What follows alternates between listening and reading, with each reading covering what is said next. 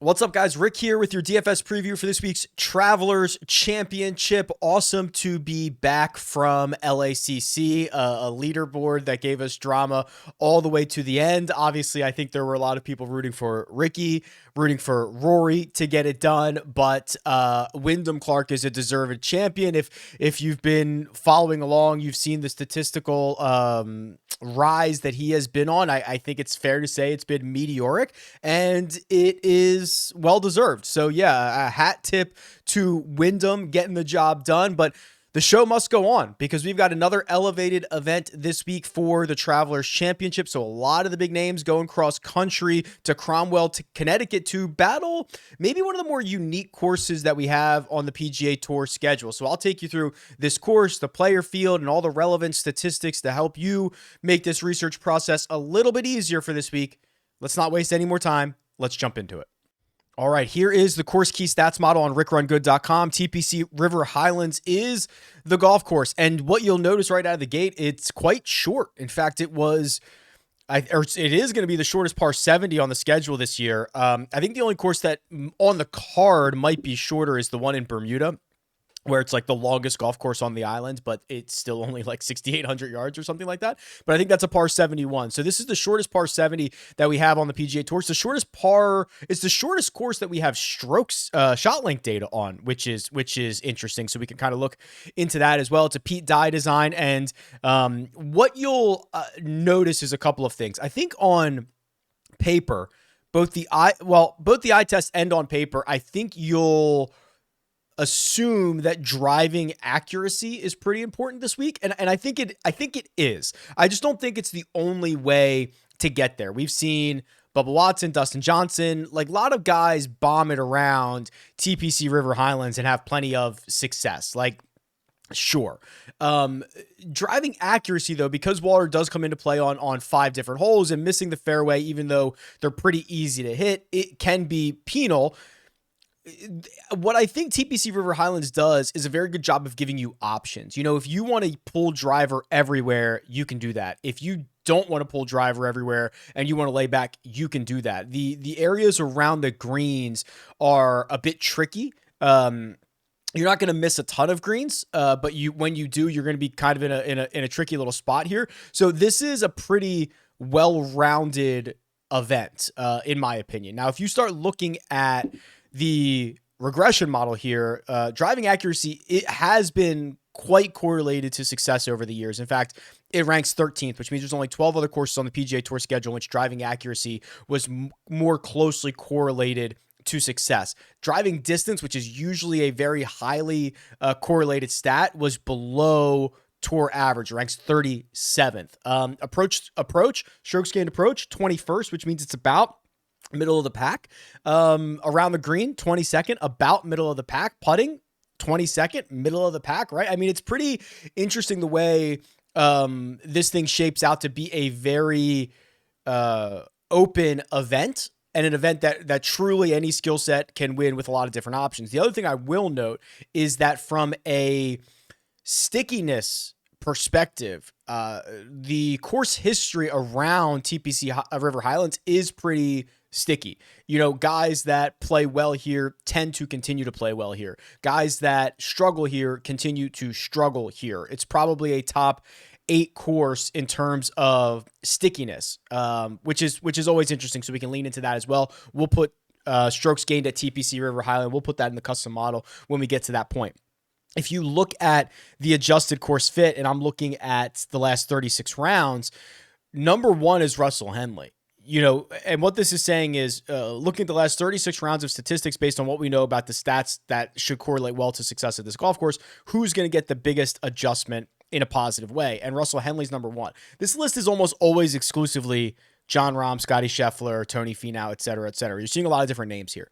Russell Henley does not get knocked at TPC River Highlands for his lack of distance off the tee. He gets a big boost because of his great approach play, right? He gets a big boost because of his accuracy off the tee. Siwoo Kim is number 2, Max Homa 3, Scotty Scheffler, and Tommy Finau rounding out the top 5. So this is And also look at like Ches Reeves won this event before. He's like 8th on this list. He's won this event. That does not necessarily mean you are guaranteed to be a good course fit or adjusted course fit golfer, but it makes sense when you start seeing these types of players having success. So we'll run through a lot of these names. We'll look at their stat profiles. We'll see how they set up for this week, how they are leading in after maybe a U.S. Open, or some of these guys didn't play the U.S. Open. So let's head over to the cheat sheet right now.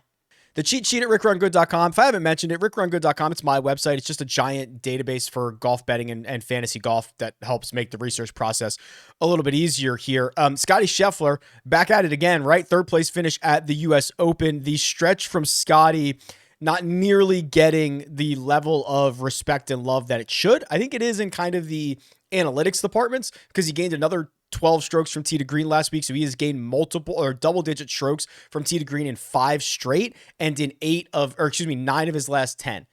It's insane. There has not been a blemish anywhere, right? This stretch of top 12 finishes is now at 1, 2, 3, 4, 5, 6, 7, 8, 9, 10, 11, 12, 13, 14, 15, 16, 17 consecutive top 12 finishes, and he plays all the hard events. He has not lost strokes ball striking since the 2022 Players Championship, but I'm pretty sure he was in the wrong end of the wave draw there. If you go back to before that, it was the 2022 season, but it was November of 2021 at the RSM Classic. So Scotty's doing like stupid good stuff right now. 11,300, finished 13th here last year. Feels like just one of the safer options. You know, I was out there a lot with Scotty last week, and he has complete control of his golf ball. The putter, different story.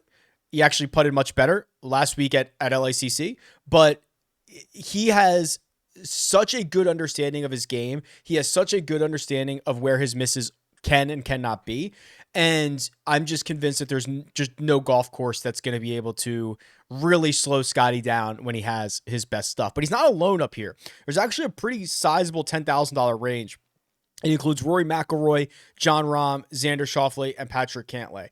Xander is coming off of what can only be classified as a disappointing weekend, and now he's going to be the defending champion. I will show you the round by round stuff for Xander from last week because I think it's relevant. He gains nearly 12 strokes to the field over the first 2 rounds, and then gives back about a stroke and a half over the weekend. I watched a lot of shots Xander hit this week because he played with Jon Rahm and Victor for the first 2 rounds, and then he played on Saturday with Rory, right? So I saw like a lot of this, and Xander certainly lost the swing over the weekend, was spraying the driver. I'm going to forgive quickly here because what you're going to see is he has not lost strokes with the driver outside of the 3rd round at the U.S. Open since the 2nd round at the RBC Heritage. And he has not lost as many strokes off the tee, 2.13, in a stroke play single round since the Players Championship. So about 3 months ago. He's driving it beautifully, and he bounced back quickly on Sunday with the driver. I'm hoping that the industry looks at this 10K range and sees, you know, Rahm and Rory and Scotty and thinks, oh man, Xander really screwed us last week by fading on the weekend. Or I'll go down to his buddy Patrick Cantlay, who's got a million top 15 finishes in a row here and leaves us with a fairly low-owned, as low-owned as a $10,400 golfer can be up here. So I'm very interested in kind of buying low on Xander. Cantlay, I think, is going to garner a lot of ownership. He started off slow at LACC and just backdoors his way into a T14, which is becoming a trend. And now he extends his major championship top 15 stretch to 5 straight. What everyone will see, and rightfully so, because this golf course history is so sticky, is that he has 5 straight top 15 finishes in which he has gained in every single stat category almost every single year. The only place that he has lost in any of those years in any category was putting in 2018 and putting in 2019. Other than that, he's gained across the board in the 4 major strokes gained categories. So it creates kind of a situation where you obviously can't play all of these guys. This is a bigger 10K range than we normally see. 1 or 2 of them are going to garner a lot of ownership, and then we have a kind of a buy low spot on maybe everybody else.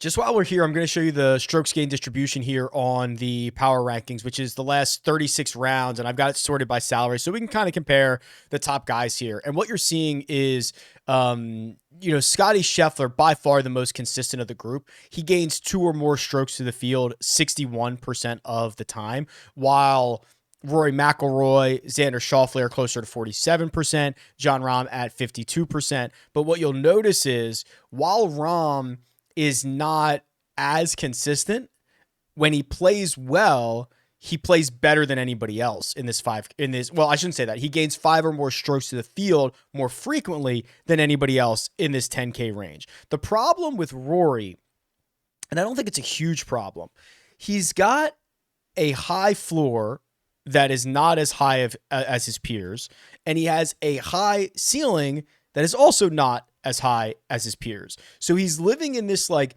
85th percentile, 90th percentile of his game, which is very, very good. He's printing money. He is printing top 10 finishes, but it is not necessarily a great way to win, right? I mean, if you look at Wyndham Clark, for example, Wyndham Clark, Wyndham Clark's probably a bad example because he's having such a great year. But someone historically like Collin Morikawa, when he plays poorly, he misses the cut. When he plays well, he wins. Things like that. And Rory just constantly lives like T4, and it's got to be driving him crazy.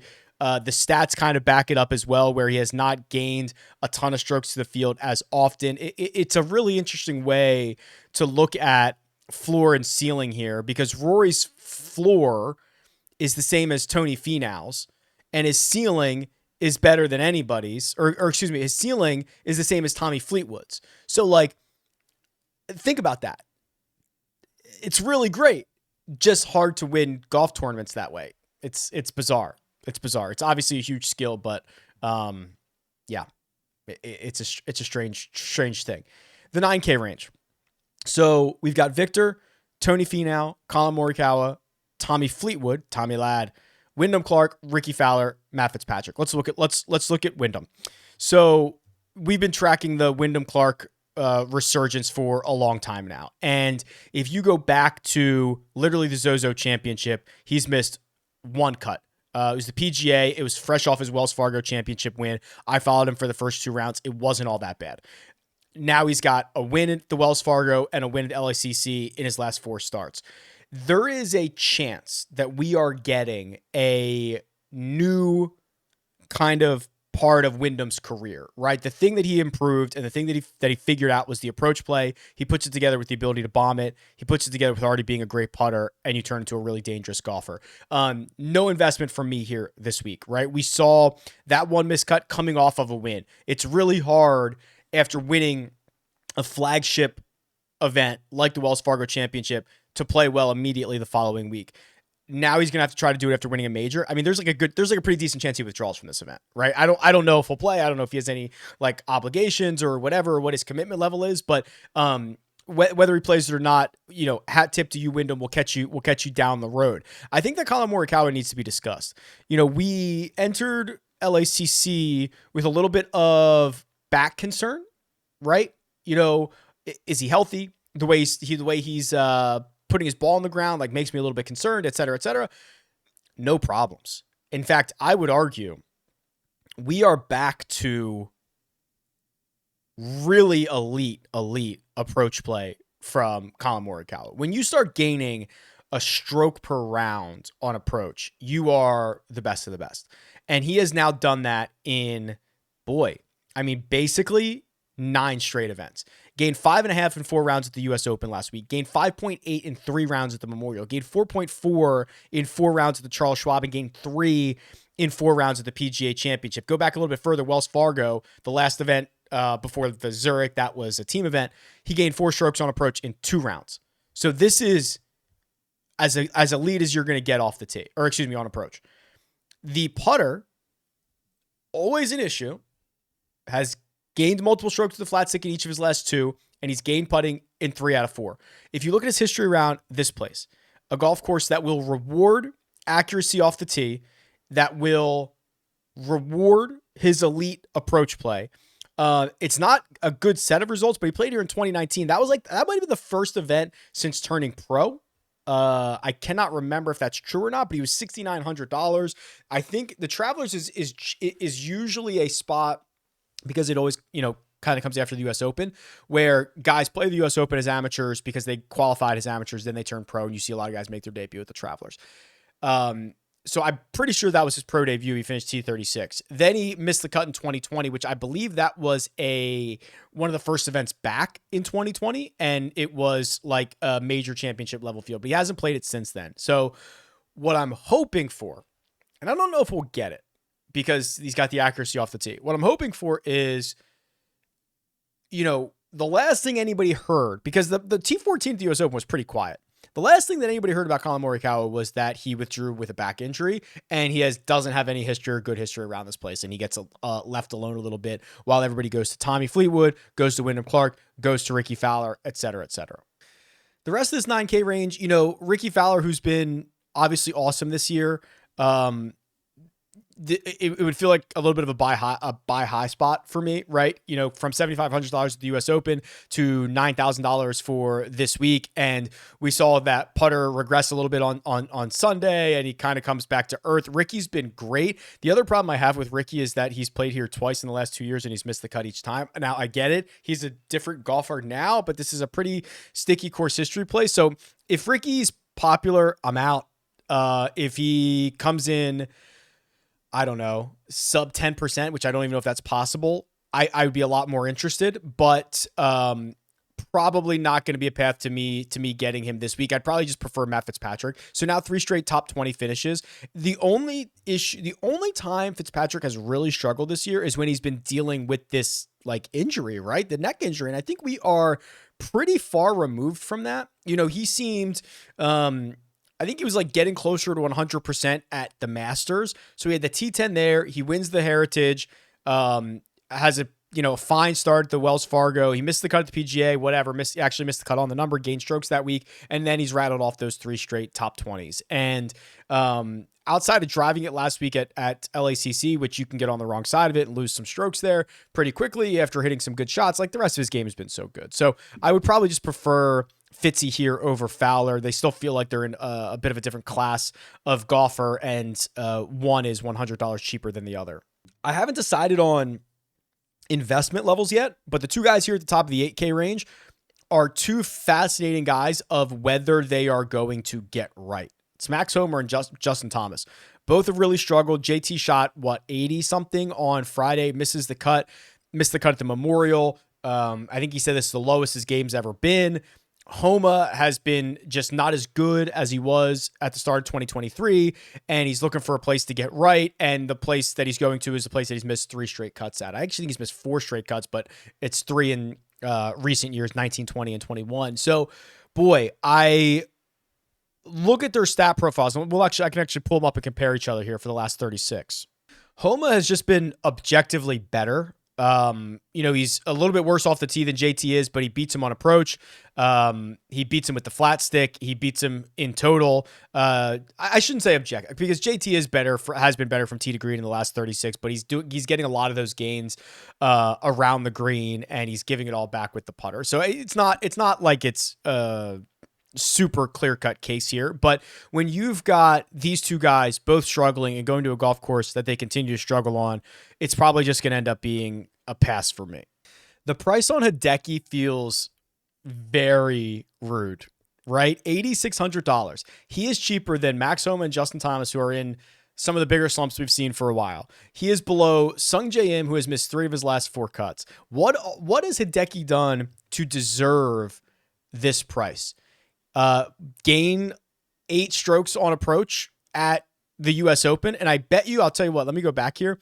I'm pretty sure the first 3 rounds, he gained 10.4 on approach in the first 3 rounds last week and lost 3 strokes with the putter. And then on Sunday, he lost a stroke and a half on approach and lost 2.5 with the putter.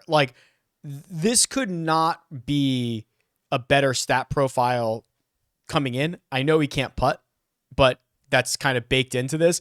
And he's got all these top 25, all these top 30 finishes in a row. Talk about guys who are back to being elite ball strikers after having a little bit of injury concern. I think I lumped in Colin Morikawa into that. Yeah, Hideki Matsuyama's in there. He's never played here, which I guess people will look at as maybe a negative. That could be seen as a positive. There is just no reason for Hideki. I mean, look at the names he's in between. Homa, Thomas, Im, and Young, who all have been like well below their expectation. And Hideki is firing on all cylinders. It's kind of shocking to me a little bit at 8,600. Actually, let me look at some of like the heat rankings here. So this is the trends tool. So it shows last 36 rounds. If a golfer's above or below their baseline. So here's the 8K range. So Hideki is Hideki is a quarter of a stroke better in his last 36 than he is to his 100 round baseline. Do you know who is losing to their baseline? And all pretty significantly, Homa's losing a third of a stroke per round. JT, a third of a stroke per round. Sungjae, a third of a stroke per round. Cam Young, 0.2 strokes per round. Jason Day, a tenth of a stroke per round. Tom Kim, nearly a half a stroke per round. These are the names that Hideki is in between. He is actually losing strokes putting to his own baseline. So in theory, if I scroll down to this bounce back chart, yeah, you're going to see the Hideki rubber band is about to snap, right? He is knocking the cover off the golf ball, putting below even his own low putting baseline. If he putts just to his normal 100 round baseline and hits it like he's been hitting it, it's over. I don't know if it's over, but because like Scotty's in this field and all those guys, but my goodness, the disrespect on Hideki is pretty real here. I'll probably bite on Tom Kim and Siwoo Kim. Siwoo's a Pete Dye killer and he's been playing great golf. Look at Tom Kim just real quick. Tom Kim by all accounts has had a disappointing year, right? When you win 2 of your first 8 or whatever it is on the PGA Tour, you're going to have pretty lofty expectations. And I think people are going to be like, oh, well, he just got hot on whatever that was, Saturday at the US Open, took advantage of low scoring early, and that's why he finished T8. Sure, whatever. What I see is he gained a stroke on approach on Thursday, 2 on Friday, 2.5 on Saturday, and 2.5 on Sunday. That is just massive. Yes, he did putt better. He drove it okay. This is not a golf course that requires distance. If we go back to January 1st, talking about Tom Kim, the profile would have been a short hitting golfer with potentially elite approach play and the ability to get hot with the flat stick. That would have been the description. He is still, right now in June, a short-hitting, potentially elite iron player who has the ability to get hot with a putter, going to a golf course that does not require distance. So, I think we are in a buy spot for Tom Kim at $8,100. The 7K range is quite interesting. You're going to hear me talk about Russell Henley probably a lot this week. I was already doing a little bit of research. I was in the media center. He was playing well. And I just wrote a note to myself, just like Russell Henley's going to win next week. I don't actually think he's going to win, but I think he's going to play really well. Look at the ball striking numbers. He's back, baby. This is classic Russell Henley. 7 strokes on approach at the U.S. Open, 6.5 at the Memorial, gained in 5 straight, has gained in 7 of 8. Accurate off the tee, not long. Putter's been a lot better. He's got 3 straight top 16 finishes. He has 6 top 20s. I'll get rid of the match play. He has 5 top 20s in his last 6 starts. What has he done at this event? I'm glad you asked. 19th in 2021, 32nd in 2022. That was the stacked year. He missed the cut in 2019. He finished T6 and he finished T11 before that. It's probably time to unleash Russell Henley.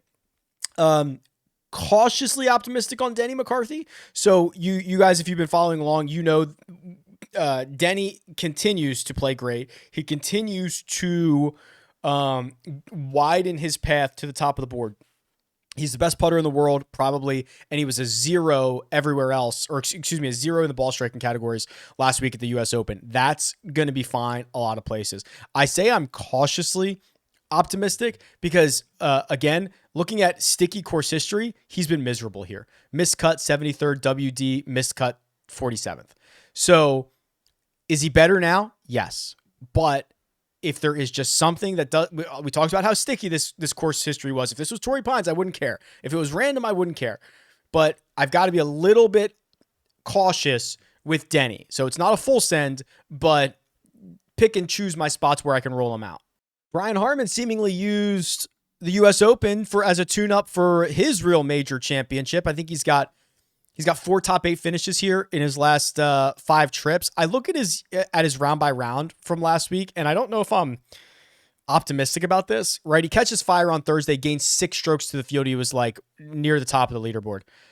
Then he loses each of the final 3 rounds. Not huge, except for Sunday. He loses less than a stroke on Friday, nearly 0 on Saturday. I'm not really too worried about that. Then he kind of punts it all away on Sunday.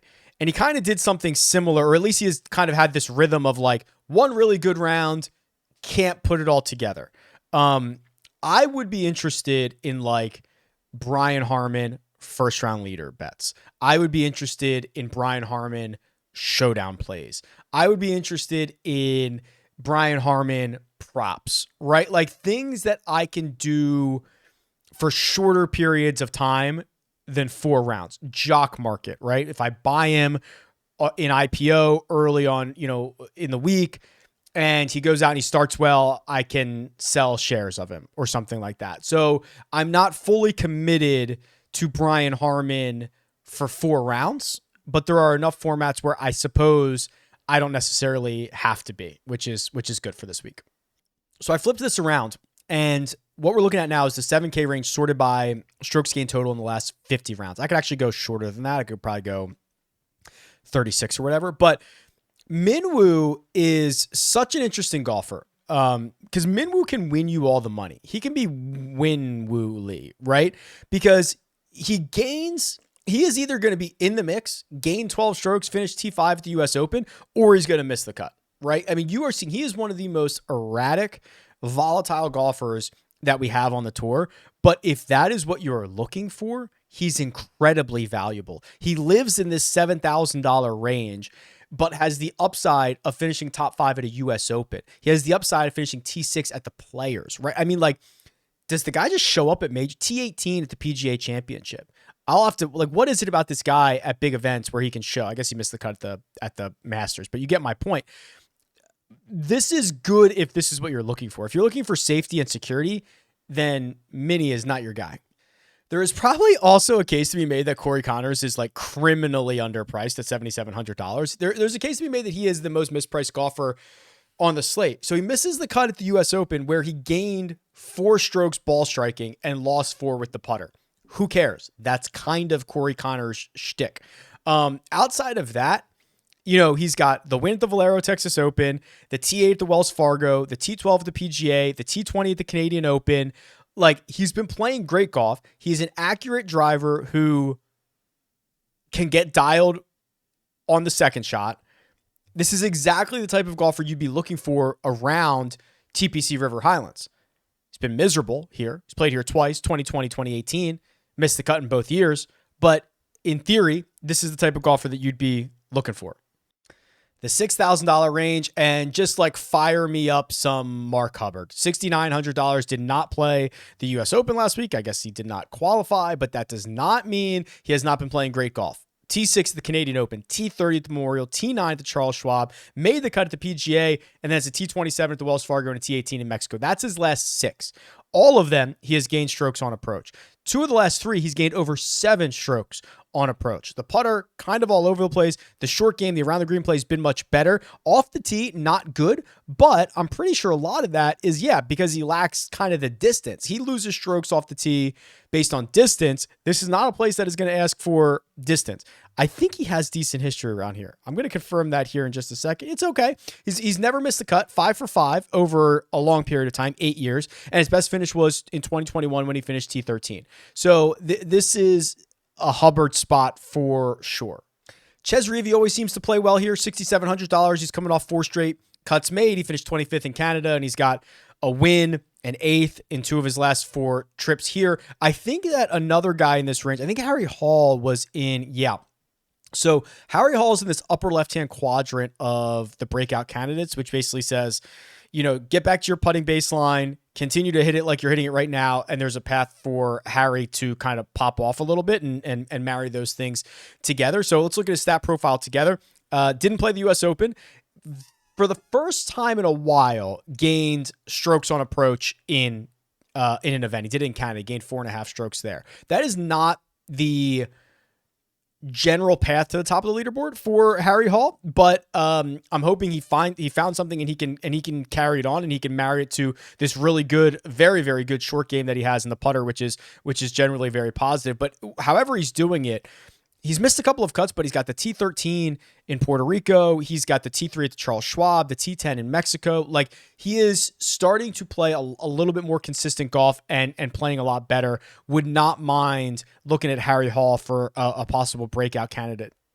Nick Hardy was in really good spirits coming off of the course at LACC. Finished 20th there, which is just a phenomenal finish for him. Finally played well since winning the Zurich with Davis Riley, and now he gets to go to a place where he finished 8th last year. So I do want to spend just a second on Nick Hardy, because I kind of called him a little bit of a, not I called him a fraud, but I was like, that win was out of nowhere, a little bit of a fraudulent win for Nick Hardy and Davis Riley, because neither of them had played particularly well after that. I will say this, there were positive ball striking numbers at the Memorial, and he just gave it all away around the greens. He basically did the same thing at the U.S. Open, where he just doubled his ball striking numbers from 2 rounds to 4 rounds. So he gained 3 strokes ball striking, and he just cleaned up the around the green play, and he made a couple of putts, but he can make putts. So this is a if I look at the last couple of starts here, I think we're headed in the right direction for Nick Hardy. If we look at what he did at this event last year, he's only played it once. I'm sorry, he's played it twice. So 2018 he played it, but I don't think he was a professional. He had to be at Illinois. He gained across the board last year. Again, gained 3 strokes ball strike. That's kind of his magic number. If he gains 3 strokes ball strike, that's kind of what you're expecting out of him. And then give me a half around the green, 2.5 with the putter, and he's got himself like a T13 finish, something like that, which is very handy coming from this range. And who knows, maybe he gets into the mix and he starts going, oh, I can win one of these. I just won the Zurich. I'm good. Let's go out there and run it. That's maybe a little bit iffy, but I don't mind it. Let's see what we can find in the custom model department. Custom model, RickRunGood.com. You can put weights on any number of stats that you want, and it'll produce rankings and values and stuff for you. Then you can create lineups with it. I think we got to be pretty kind of cautious around here and just do something well-rounded. I think the first thing that we should do is course history. I think that's like the stickiest, most obvious thing. So let's go to TPC River Highlands, strokes gained, and let's do 15. It's kind of a lot. It's probably the most I'd ever put on a course history weight here. Let's then do short courses. Okay. So we will do 10 on short courses. So we've already used 25. What we will now do is 10 on accuracy, driving accuracy, 5 on distance. We will do strokes gained approach in the last 36. Let's go longer than that. Let's go strokes gained approach last 100 for 25. Around the green last 100 for 15. Putting in last 100. Let's just do it for 20. And that's it. Well-rounded. Using a lot on TPC River Highlands as a course history. So it's probably no surprise that Xander and Cantlay are 1 and 2. Guys that have kind of dominated the course history around here. Tony Finau is 3.